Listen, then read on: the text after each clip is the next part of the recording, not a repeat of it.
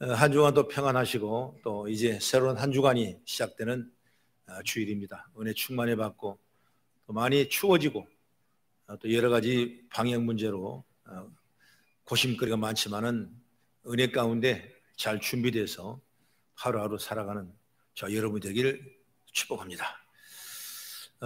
성경에 보면 하나님의 영광이 나타난 가정이 있는가 하면 또 하나님의 노여움, 즉 진노를 나타내는 가정이 있습니다.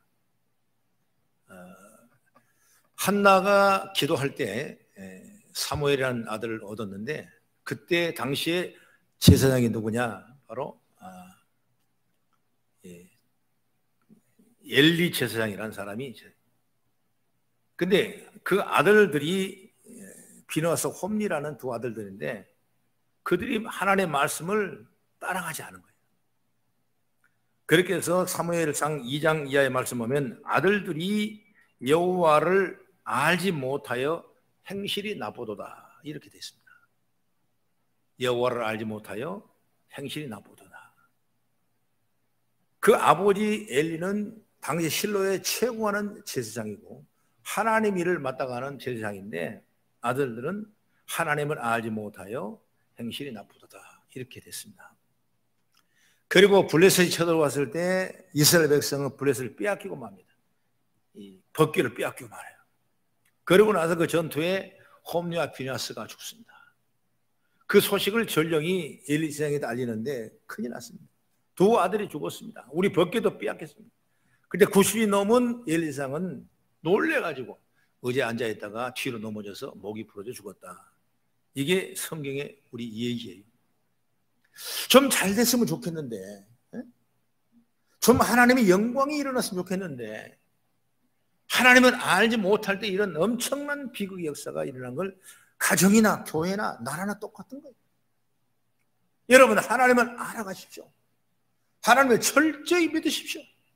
하나님이 아니면 안 된다는 확신과 믿음을 여러분이 가진다면 그때부터 하나님이 일을 하시는 거예요. 근데 하나님 놔두세요. 내가 알아서 하겠습니다. 내 중심, 내 생각으로 간다면 하나님은 더 이상 쉽게 말하면 하나님도 방치하시고 많다 이것입니다. 그래서 우리가 철저하게 내 가정, 내 사업, 또 내 나라, 우리 민족, 우리 교회가 하나님을 알아가는 은혜와 지식 속에 살아가는 저 여러분 되기를 간절히 바랍니다. 신약 성경에 보면 예수님께 첫 번째 기적을 일으킨 것이 요한복음 2장에 보면 가나 집에 혼인잔치에 포도주가 떨어졌는데 이스라엘 민족은 언제 결혼식 하냐? 밤에 결혼식 올려요. 한참 잔치가 멀어졌는데 중간에 떨어지다 보니까 이미 밤중이 돼서 어디 가서 얻을 방법이 없는 것입니다. 잔치에 포도주가 떨어지면 상당히 낭망하는 거예요. 그래서 당시에 이스라엘 그 배경을 보게 되면 포도주는 상당한 잔치에 큰 중심적인 역할을 하는 것입니다. 그게 떨어졌어요. 큰일 났습니다. 낭패입니다. 그런데 마침 그때 초청된 예수님께서 그대로 말씀하신 거예요. 결례통에 있는 물을 갖다가 여인에게 갖다 주라. 아니 결례통 물은 뭐냐면 씻는 물이거든요. 손을 씻거나 발을 씻거나 여러 가지 더러운 걸 씻고 집 안으로 들어가야 되는 그 물인데 그 결례통에 물을 가지고 여인에게 갖다 주라. 그게 포도가 되겠냐 그 말이에요. 그러나 그 말씀을 그대로 믿고 순종한 그 가나안의 가정은 포도주가 그전보다 훨씬 더 크고 좋은 포도주가 차고 넘쳤더라. 이것이 성경에 나타난 얘기인데 그때 말합니다. 주께서 그 영광을 나타내심에 많은 사람이 믿느니라. 그 가정은 뭐예요? 하나님의 영광이 나타난 거예요. 많은 사람이 믿는 거예요. 그러므로 우리는 우리 가정이나 우리 생활이 우리 교회가 여러분의 삶이 하나님의 영광이 나타나요. 믿으시면 아멘. 그렇게 되십시오.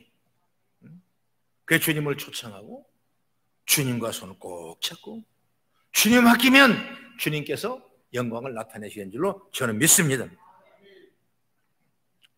오늘날 우리들도 복받을 일을 하고 복을 받게 되면 하나님께 영광을 우리에게 가정이나 교회가 나타날 줄로 저는 믿습니다. 우리 교회가 어떤 모습으로 가져야 하나님이 영광을 나타내야 하는지, 내가 어떤 모습으로 나가야 하나님이 내 가정에 영광을 나타내야 되는지, 오늘 그 문제가 주점이거든요. 그래서 첫째로 뭐냐면 제구실을 잘해야 영광이 나타난다. 따라 제구실을 잘해야 영광이 나타난다. 아멘. 구실을 잘해야 돼. 우리 인간에게는 각자에 맞던 자리가 있습니다. 아니, 나는 부족한 사람이야. 나 자리는 없어. 아니에요. 다 여러분의 자리가 있어요. 그래서 그 맞던 자리에 제구실을 잘하면 여기에 하나님의 영광이 나타나게 된다. 예를 들어서 가정에도 아버지가 있고 어머니가 있습니다. 또 자녀가 있고 형제가 있습니다. 그 자리가 있어요. 각자 제자리에서 자기 값을 하고 제구실을 할 때 그 가정은 행복할 뿐만 아니라 그 가정에 하나님의 영광이 가득하게 될 줄로 믿습니다. 성경의 신약성에 누가복음 보면 1장에 이런 얘기가 나와요. 당시의 제사장이 누구냐? 바로 사가랴. 그러니까 사가랴 아내는 엘리사벳인데 이 엘리사벳은 성경에 기록되어 있어요. 이 여자는 아이를 낳을 수 없는 여자로 이미 기록되어 있어요. 아이를 낳을 수 없어요. 나이가 먹어서 아이를 낳을 수 없어요. 그런데 이 사가랴는 제사뿐만 아니라 하나님 앞에 늘 기도했어요. 뭘 기도했냐? 아이 낳지 못한 내 아이에게 아이를 달라고 기도한 거예요. 그래서 항상 기도에 매달렸습니다. 이 여자를 통해서 아이를 낳고 싶습니다. 그러면서 마침 성전에 들어가서 제사일을 감당할 때 하나님의 천사를 통해서 음성을 들려줍니다. 그 음성이 뭐냐면 누가복음 1장 13절 우리 같이 한번 천천히 읽겠습니다. 시작. 천사가 그에게 이르되 사가랴여 무서워하지 말라. 너의 간구함이 들린지라. 내 아내 엘리사벳이 내게 아들을 낳아주리니 그 이름을 요한이라 하라. 이분이 바로 세례 요한입니다. 세례 요한. 예수님 직전에 예수님을 위해서 먼저 다리를 놓으신 분이 누구냐? 바로 세례 요한입니다. 위대한 사역을 하게 됩니다. 우리는 지금 개적 개영이라는 성경을 갖고 있는데 개혁의 성경은 어떻게 되냐면 너의 기도가 하늘에 상달되니라고 했습니다. 사가랴의 기도가 마음에 들어서 하나님 앞에 상달되니라. 여러분 그 기도가 상달되니까 그 집안에 영광이 일어나는 거예요. 자식이 없는 그 아내에게서 아들을 얻는 영광이 일어나는 거예요. 하나님의 일을 감당할 만한 그 귀한 일들을 세례 요한이 감당하는 줄 믿으시기 바랍니다. 여러분 사가랴가 아버지의 구실, 남편의 구실을 얼마나 잘했으니 주님은 여자가 낳은 중에 가장 큰 자가 이자라 이렇게 말씀했어요. 바로 이 가정을 통해 하나님께서 큰 영광을 받으셨고 하나님의 영광이 나타난 가정이 된 줄로 저는 믿습니다. 여러분도 내 자리가 있는 것입니다. 가정에도 자리가 있어요. 아내의 자리, 남편의 자리, 자녀의 자리가 있어요. 또 구실이 있습니다. 각자가 각자의 자리에 자기의 구실을 잘 감당하면 저와 여러분들을 통해 하나님의 영광이 우리 가운데 충만하게 될 줄로 저는 믿습니다. 오늘 출애굽기 40장을 쭉 제가 읽어보니까 어떤 내용이냐면 모세가 시내산에 올라갔는데 하나님께서 모세에게 음성을 들려주는 거예요. 그 음성이 뭐냐면 성막을 만들라는 거예요. 이렇게 만들고 저렇게 만들고 그리고 그 안에 기구들을 다 성구를 만들어. 어떤 식양대로 어떤 설계대로 그 설계대로 하라는 겁니다. 그렇게 해서 모세가 그 설계도를 받아서 그대로 지어서 성막을 완성시키는 것이 바로 40장입니다. 출애굽기 40장. 그리고 그 모든 성구들을 성막 안에 들여놓는데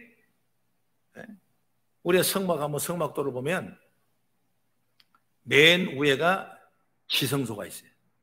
여기는 하나님이 현존하는 법궤가 있어요. 법궤. 물론 법궤 안에는 아론의 쌍난 지팡이 또 십계명 불판 그리고 만나를 담은 항아리가 있다. 이렇게 성경은 우리에게 얘기해요. 근데 그걸 자체를 법궤예요. 법궤가. 그리고 그 다음에 법궤에 휘장을 딱 줍니다. 우리말로 하면 커튼을 딱 쳤어요. 그 다음에 커튼 앞에 뭐냐면 향단이 향단. 여기는 불을 피우는 거예요. 향을 피우는 거예요. 그래서 기도의 향을 많이 기도하는 곳이에요. 그 기도의 향이 하나님 앞에 상달되는 그런 성막의 구조가 있어요. 그리고 한쪽에는 등대가 있고 촛불이 있고 한쪽에는 떡상이 있습니다. 그리고 성막을 딱 만드는데 성소와 지성소로 이렇게 만들어요. 그리고 성막 밖에 나면 성막 뜰인데 거기는 번제단이 있어요. 번제단. 그리고 물두멍이라고 했어요. 번제단은 뭐냐? 바로 소나 양을 데리고 와서 깨끗이 물두멍에 물을 씻고 그 다음에 태워서 제물로 드린 것이 번제거든요. 그렇게 해서 제사가 완성됐을 때 하나님은 기뻐하시는 거예요. 그것이 바로 모세에게 하나님이 들려준 성막, 그 내용이 오늘 여기에 나왔냐? 바로 출애굽기 40장 전체 내용이 나왔다는 사실 우리는 본다 그 말인 것입니다. 그랬을 때 그 성막이 완성됐을 때 하나님의 영광이 그 성막에 나타났다. 이렇게 오늘 성경에 기록하고 있습니다.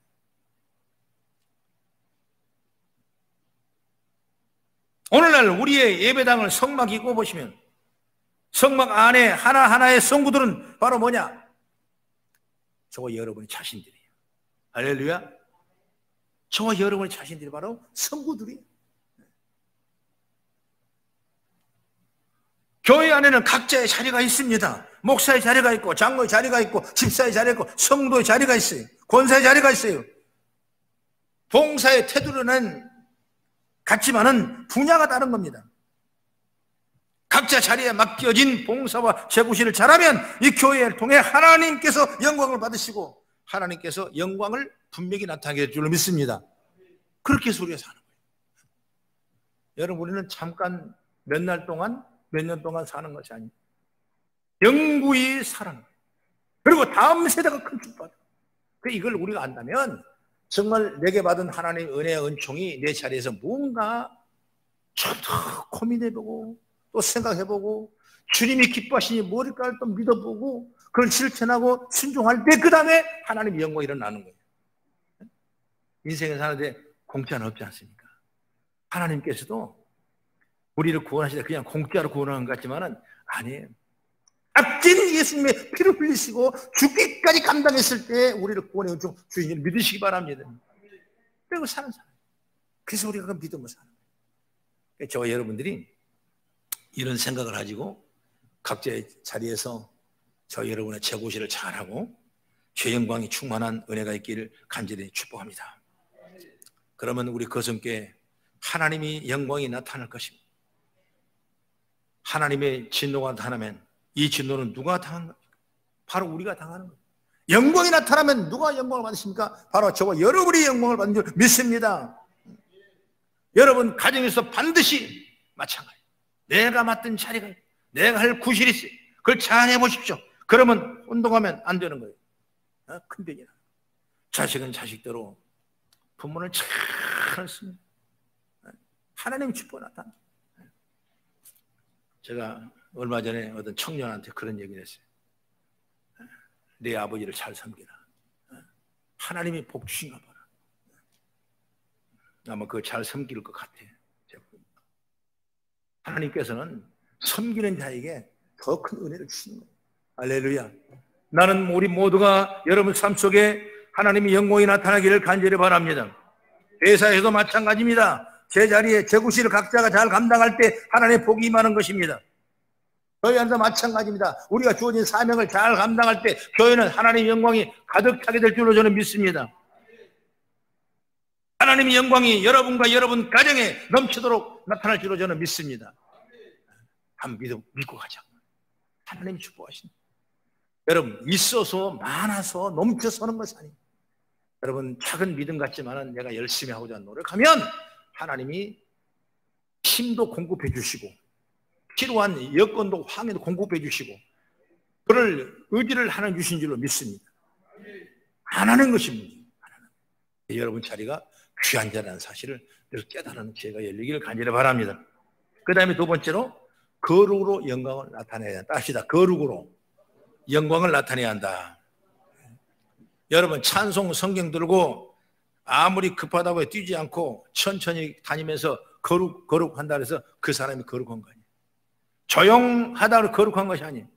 거룩에는 뭐냐? 바로 구별된다 이런 의미거든요. 나도 누차 여러분에게 설명을 많이 했죠. 구별된다. 구별돼 가는 것이다. 이스라엘 백성들은 소나 양을 길러서 하나님이 명령을 하셨어요. 1년 되면 제물로 드리라. 2년 된 것도 아니고 1년 못 되는 것도 아니다. 꼭 1년 동안 잘 길러 제물로 삼습니다. 여러분 양을 기를 때 그 한 마리만 있습니까? 아니에요. 100마리, 어떤 데는 1000마리 기를 때가 있지 않습니까? 새끼를 낳으면 1년 후에 이것을 가지고 제사를 드려야겠다 마음 먹고 먼저 새끼들 중에 제일 좋은 것을 골라놓는 거예요. 똑같은 양이지만은 1년 후에 이걸 제물로 드리겠다는 그 믿음의 성원이 이루어진 거예요. 그건 손대면 안 돼요. 잡아먹어도 팔지도 못해요. 그러나 그 나머지 양들은 잡아먹고 팔아도 괜찮아요. 그렇게 되면 하나님 앞에 1년 전부터 제사 드리겠다 양이나 한 그 소를 구별해서 주님께 드리는 거예요. 할렐루야. 바로 이 소나 양을 거룩한 제물이라 그런 거예요. 믿으시면 아멘. 중요한 겁니다. 우리 신앙이 돼야 되는 겁니다. 양들과 다름없이 한 무리에 살고 한 풀밭에 뜯어먹고 자라지만 하나님께 바쳐지기로 한 하나님을 위해서 몫이 따로 지어진다는 양이 있다는 거예요. 그것이 바로 거룩한 따로 하는 거예요. 여러분 돈을 다 벌지 않습니까? 다 버는 거예요. 어디가 봅니까? 여기 가서 봅니까? 아니에요. 세상 나가서 떼묻은 돈을 버는 거예요. 그러나 이것은 하나님 앞에 거룩한 것이다. 딱 구별해 놓은 것이 우리 신앙이라고. 그리고 나머지는 다 쓰는 거예요. 이것이 안 되는 거예요. 이게 말하면 11조가 그래서 이루어지는 거예요. 그걸 11조라고 그래요. 다 내 것인데 그것은 하나님 앞에 1년 동안 그 양을 보호하고 키워서 그 양을 거룩한 제물로 드리는 것처럼 우리가 주신 물질과 우리가 주신 시간들을 하나님 앞에 하나님 것이라고 드리는 그런 믿음의 역사가 저 여러분을 통해 일어나게 간절히 바랍니다. 하나님 그때 축복하신 거예요. 우리는 오늘 성도들도 세상에서 믿지 않는 자들과 어울려 삽니다. 하나님을 위해 살아야 하고 하나님께 바쳐진 사람이란 뜻으로 사는 것, 이것이 바로 거룩한 것. 이것이 구별되는 거예요. 나는 우리 성도가 다 그래지길 바랍니다. 그래서 성도라는 건 뭐냐면 거룩한 물이라 그러지 않습니까? 거룩한 물이요. 구별된 신앙이다. 구별된. 여러분 세상 사람, 존경과 인격과 학식이 풍부한 사람, 물질이 많은 사람, 거기에서 구별될 수 있는 우리 믿음이 뭐냐? 하나님의 손을 붙잡고 있는가? 이게 문제인 거예요. 뒤를 하나님만 붙잡혀 있어야 돼요. 예배란 이 환경에 우리가 붙잡혀 있어야 돼요. 내가 신앙생활에 붙잡혀 있어야 돼요. 학교 생활을 하고 사업을 하고 직장 생활을 하고 어떤 내 삶의 환경에 주어진 삶을 감당할지라도 나는 주님 일에 붙잡혀 있는 믿음의 자가 되어야 돼요. 그 사람이 거룩한 사람이라니까. 아니 사업하지 말라는 건 아니에요. 밖에 나가지 말라는 거 아니에요. 밖에 음식 먹지 말라는 거 아니에요. 여러분 내게 주어진 사업, 내게 주어진 직장, 내게 주어진 환경이라면 죽도록 충성 열심히 하는 거예요. 그러나 그 일에 내 자신이 매몰돼 버린 것이 아니라 그래도 내가 주님이 붙잡고 있었을 때 그때 그것이 내게 구별되고 거룩한 것이고 그곳에 하나님의 영광이 일어나게 될 줄로 믿습니다. 다 잘 되는 거예요. 제대로 잘 되는 거예요. 평생을 잘 되는 거예요. 그것을 아는 지혜, 그 하나님 비밀을 아는 지혜가 오늘 성경에 있다는 사실을 여러분 믿으시기 바랍니다. 다시 말하면 찬송 들고 성경 들고 거룩하며 천천히 걷는 것이 거룩이 아닙니다. 이렇게 우리가 하나님을 위해 바쳐진 사람으로 거룩한 삶이 있을 때 하나님의 영광이 나타나고 하나님의 축복이 우리에게 나타날 줄로 저는 믿습니다. 여러분 이렇게 40장을 아까 말했지만은 성구를 만들고 제자리에 다 놓으라고 그랬어요. 자기 자리가 있는 겁니다. 그리고 여기에다가 8절 이하의 말씀 보니까 기름을 붓고 또 기름을 바르고, 바로 이 말은 구별하게 하라는 말씀. 하나님께 지으라고 하신 성막과 그 안방의 모든 기구들을 위해서 하나님께 전부 설계를 그려주셨는데 이처럼 모두를 만들고 나서 선별을 하는데 여러분이 꼭 기억할 것인데 뭐냐면 무엇으로 이것을 만드는가? 성경에 보니까 시띠나무로 만든다 그랬거든요. 시띠나무는 뭐냐면 가시떨기나무. 우리로 말하면 아카시아 나무예요. 아카시아 나무는 정말 볼품이 없어요. 제목으로 쓰기에 합당하지 않아요. 개인 각자 개체는 단단한 것 같지만은 쓸 수가 없는 거예요. 일본 사람들이 우리나라는 아카시아 나무가 없었대요. 아카시아 나무. 지금 사방 천지에 아카시아 나무가 쫙 깔려있지 않습니까? 왜? 아카시아를 심어놓으면 살림을 망쳐버린 거예요. 공사가 안 되는 거예요. 살림 망쳐. 뭐 어떤 분이 그런 얘기를 하니까 꿀 따지 않아요. 뭐 꿀은 그것도 딸 수가 있겠지만은 어쨌든 간 우리의 살림을 정책을 막아버리고 우리가 안 되기 위해서 일본 사람이 전부 다 아카시아를 따. 사방공사라는 그 내 말에 전부 다 아카시아. 나무 농작물 중에 다른 나무는 크지 못하게 하는 거예요. 뿐만 아니라 그 나무는 제목을 쓸 가치가 아무도 없는 거예요. 성경에 나오는 이 시띠나무 역시 아카시아 나무는 똑같은 거냐. 볼품 없는 나무예요. 그런데 하나님께서는 그 아카시아 시띠나무를 꺾어서 잘라서 성구를 만드는데 성구를 만들 수가 없잖아요. 제목이 커야 돼. 그러니까 조각 띄어가지고 조각목을 만들어서 붙여서 성구를 만드는 거예요. 여러분 이해하시죠? 상처는 쓰지 않는 거예요. 어찌 보면 저와 여러분이 세상을 살아갈 그런 모습이 아닌가 봐요. 저 위에 하늘에서 하나님 보신다면 우리는 아카시아 나무 같은 조각조각 스무집 나무지만 하나님께 그걸 맞춰주는 거야. 붙여주고 맞춰주고 그 여행 만들고. 그러고 나서 거기다가 구별하기 위해서 기름을 바르고 기름을 부으는 거예요. 믿으시면 아멘? 그것이 오늘 출애굽기 4장 8절 이하에 쭉 나와 있는 우리에게 주신 말씀입니다. 여러분 성도들도 가만히 보면 아카시아 나무같이 남을 찔러대는 가시 같은 존재가 많아요. 그래서 어떤 이 사람 저 사람의 사람 마음 상처를 입힙니다. 여러분 성도가 성도로 귀하게 쓰이려면 이걸 다 다듬어야 돼요. 혹시 내가 말 원하나가 내 행동 하나가 상처를 주는가? 상처를 줄 수밖에 없는 거지. 그러나 그러지 않기 위해서 우리는 다듬어야 돼요. 다 다듬어요. 가시를 다듬고 튀어나온 걸 다듬고 다듬어서 붙이고 거기다가 기름을 발라야 돼요. 거룩하게 만드는 겁니다. 남의 마음을 찔러대며 아프게 하는 사람은 여러분 성구 노릇을 제대로 하지 못하는 겁니다. 볼품없는 우리들이지만 하나님께서 다듬고 재단하여 성구로 만드는 줄 믿으시기 바랍니다. 그 다음에 이렇게 해서 만든 다음에 어떤 이유가 나냐. 그 다음에 그 위에다가 금을 붙인다 그랬어요. 금. 여기 나오는데 보면 하나님이 그렇게 설계를 주셔서 금을 붙인다. 이 말은 뭐냐면 금은 믿음을 의미합니다. 아카시아 나무처럼 볼품 없는 우리들도 믿음으로 만드시는 거예요. 할렐루야. 즉 마음으로 믿고 생활에 나타난 믿음이 그 모습이 된다 그 말이에요. 그래서 금은 믿음이요. 기름은 뭐냐? 바로 성령이에요. 성령 받은다 그러죠. 성령을 부은다 그러죠. 기름 부은다 그러죠. 그래서 믿음 안에 성령의 능력을 부어줘야 돼요. 금만 안팎으로 입혔다고 해서 하나님께서 거룩한 기구가 아니라는 것입니다. 금으로 입힌 위에 안팎으로 성령의 기름을 바르라고 말씀했어요. 이것이 우리에게 얼마나 귀한 축복인지 몰라요. 어떤 목사님이 그런 얘기를 하더라고요. 장로님을 뽑을 때 어떻게 뽑냐? 믿음 보고 안 뽑는데. 그 말이 뭐냐면 사람이 믿음은 언제든지 변할 수 있다는 거예요.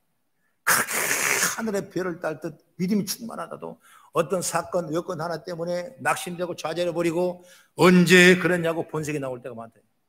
그러나 배웠던데 안 배웠던데 그 사람의 삶의 품성과 인격이 죽으면 그 사람을 선택한다. 여기에 또 여러분 성령을 부어주시면 주어진 일 엄청난 능력으로 감당한 역사가 임한 저는 믿습니다. 성령의 감동으로 믿는 믿음은 항상 성령의 가마를 따라 나의 중심을 하나님께 두고 사는 것이 바로 지혜고 능력이고 축복이세요. 하나님이 제자를 쓸 때 어땠어요? 베드로 같은 사람을 예를 들어본다면 예수님을 모른다고 부인한 사람이, 그러나 예수님께서 그렇게 제자합니다. 그리고 기도시키게 합니다. 그래서 마가다락방에서 기도하게 됩니다. 그리고 나서 성령을 받은 거예요. 그냥 기도한 것이 아니에요. 하나님이 분명히 예수님을 통해서 약속하셨어요.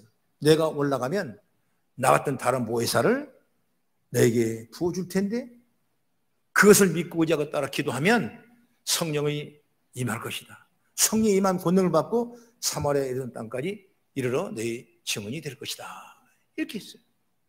그걸 믿고 기도한 거예요. 기도하니까 정말 그들에게 은혜를 받았어요. 성령이 임했어요. 나와 보혜사는 다른 나와 같은 나보다 더 큰 귀한 일을 할 것이라고 예수님께서 말씀하실 때 그대로 이루어진 역사가 일어나는 거예요. 바울을 통해서 엄청난 위대한 역사를 이루어진 거예요.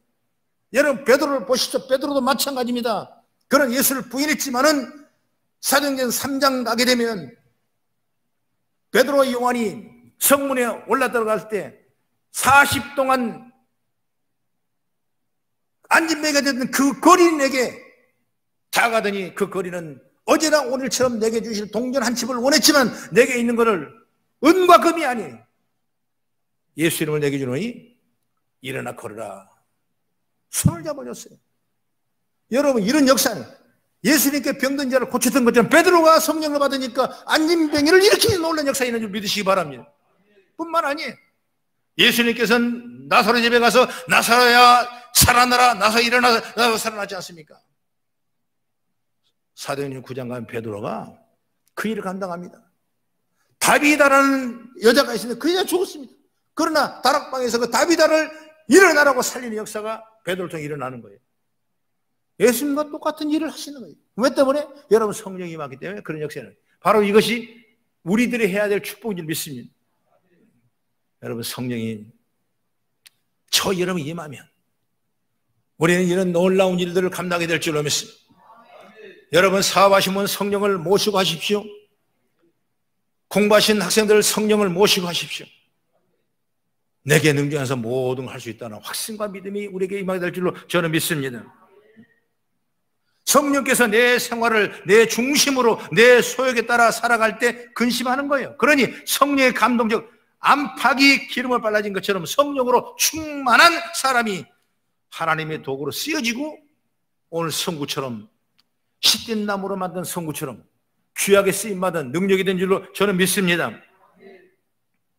1988년 뉴욕에서 마라톤 대회가 열렸는데 마라톤은 42.19km라는 것을 달리지 않습니까?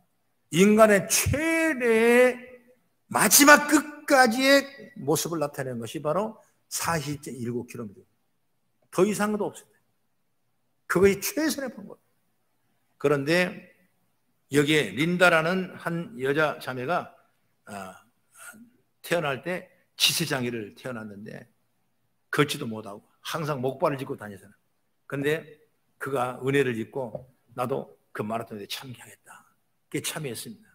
사람들은 다 웃을 수밖에 없겠죠. 다 카메라 초점 어디 하십니까? 1등이냐 2등이냐 3등이냐 다 여기에 초점 맞고 있는데 이 사람은 누가 초점 받지 않아도 끊임없이 목발을 짚고 그 42.19km를 걸어갑니다.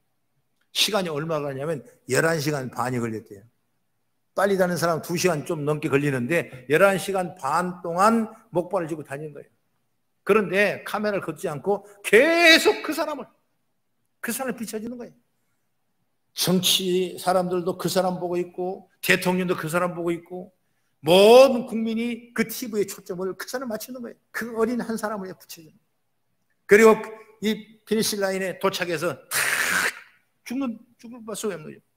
그런데 그때 인터뷰한 마이크를 갖다 집어내니까 그가 린다가 이런 얘기를 합니다. 나에게 마라톤에 도전할 수 있는 용기와 좌절하지 아니하고 끝까지 돌아오게 한 내 인내심을 주신 하나님께 감사한다.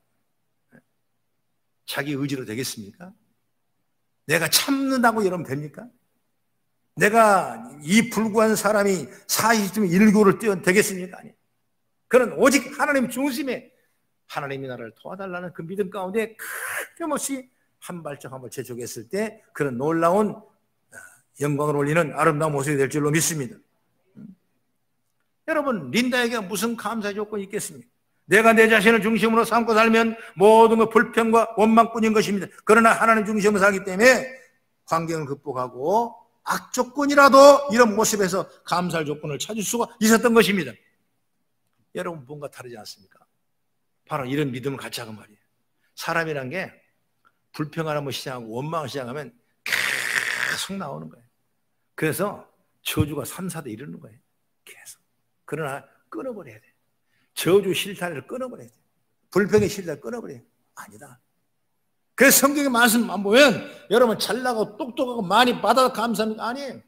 어려워도 힘들어도 여건이 안 돼도 불구하고 하나님을 감사할 때 하나님은 크게 기뻐하시고 은혜를 내린 줄 믿으시기 바랍니다.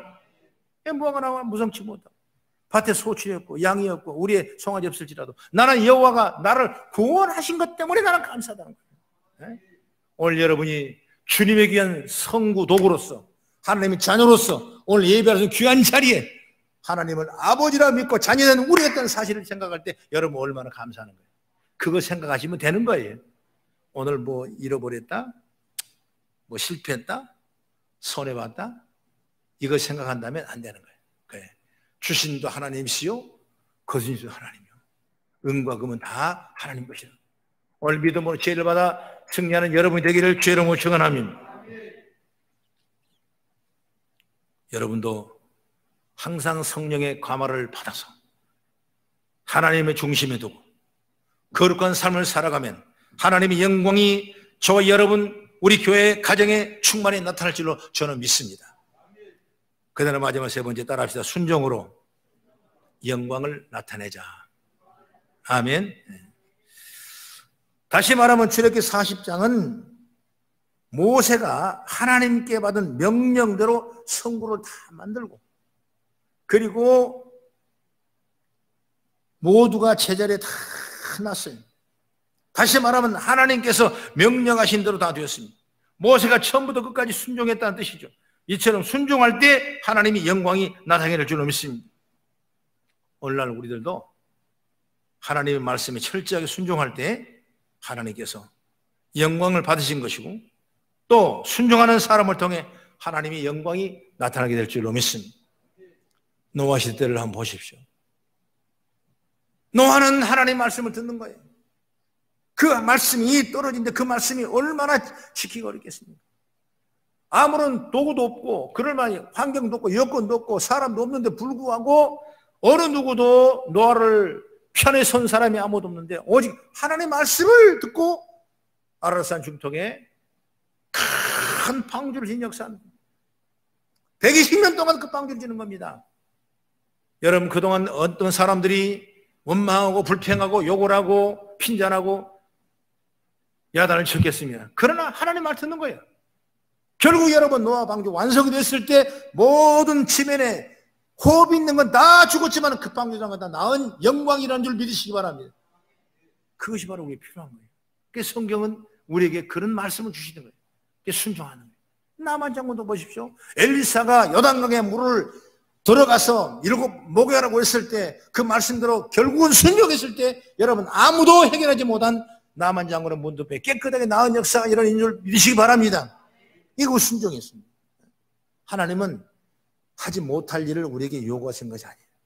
우리가 부족해서 안 하고 게을러서 안 하고 내 믿음이 적어서 못하는 거지 하나님은 할 수 있도록 힘을 주시고 능력도 주시고 은혜를 주신 줄 믿으시기 바랍니다. 불순종하는 사람에게서 하나님이 받으실 영광이 어디가 있겠습니까? 나타날 영광이 어디 있겠습니까? 순종하는 모세와 그 백성에게 영광이 있던 것처럼 저와 여러분도 하나님 말씀에 매세 순종해서 영광이 나타나는 성도 우리 교회 여러분 가정이 되기를 주의 이름으로 축원합니다. 오늘 성경을 한번 찾아보면 오늘 본문이죠. 36절 37절 우리 같이 시작. 구름이 성막 위에서 떠오를 때에는 이스라엘 자손이 그의 모든 행진하는 길에 앞으로 나갔고 구름이 떠오르지 않을 때에는 떠오르는 날까지 나아가지 아니하였으며. 아멘. 구름이란 건 뭐냐면 하나님께서 움직일 수 있도록 주신 표현이거든요. 그랬을 때 그 구름 따라가니까 하나님이 그 성막에 영광이 가득했다 이렇게 말씀하고 있어요. 여러분 이 성막은 오늘날 교회 모형이에요. 교회 모형이에요. 여러분 교회 은혜 교회 가는 길, 교회 비전, 교회 꿈을 위해서 저 여러분이 함께 순종을 동행하는 은혜가 있기를 간절히 바랍니다. 하나님 믿음의 사람을 어디서 복을 주겠어요? 교회에서 복을 주는 거예요. 교회에서 복을 주면 뭘 줍니까? 여러분의 믿음은 복을 주는 거예요. 여러분 순종할 때 뭐는 복을 주는 거예요. 그러므로 여러분이 항상 오직 주님만을 찾으시면서 구름이 우리에게 늘 떠나지 않도록 지켜주시며 보호받는 놀라운 은혜를 있기를 간절히 바랍니다. 다시 말하면 개혁이란 건 뭐겠습니까? 우리가 흔히 막 개혁 고치고 뜯어버린 거 개혁이 아니에요. 재구실을 할 때 개혁이에요. 제자리에 놓아질 때 개혁이에요. 자꾸 제자리에 놓아질 곳이 놓아지지 않으니까 문제가 생기는 거예요. 갖다 놓으면 문제가 끝나는 거예요. 해야 할 일 안 하니까 문제가 생겨요. 해야 할 일을 하면은 여러분 문제가 없는 거예요. 그것이 바로 개혁이에요, 개혁. 그래서 우리가 주어진 이 삶, 우리가 주어진 환경, 우리가 주어진 생활을 정말 제자리로, 제 모습으로, 제 구실을 다 해서 저와 여러분이 정말 영광 이루는 가득 찬 우리의 모든 모습이 되어지기를 주의 이름으로 축원합니다. 그리고 성별됨으로 하나님의 영광이 나타난 거예요. 하나님 성전 안팎에는 많은 기구들이 있지만 비록 시딘 나무가 다듬어지고 금으로 입혀지고 그 위에 기름을 발라서 거룩한 기구가 될 때 하나님의 영광이 나타나는 줄 믿습니다. 우리는 시딘 나무 같은 사람이에요.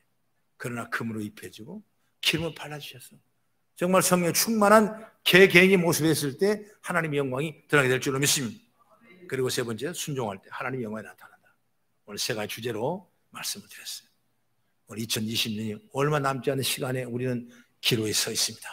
다시 한번 우리의 생각을 해보고 나라를 다시 한번 거울을 비춰보고 그리고 주어진 사명을 감당해보고 정말 저와 여러분의 가정과 사업과 모든 교회에 영광이 가득할 수 있는 은혜를 있기를 주의 이름으로 축복합니다. 기도하겠습니다.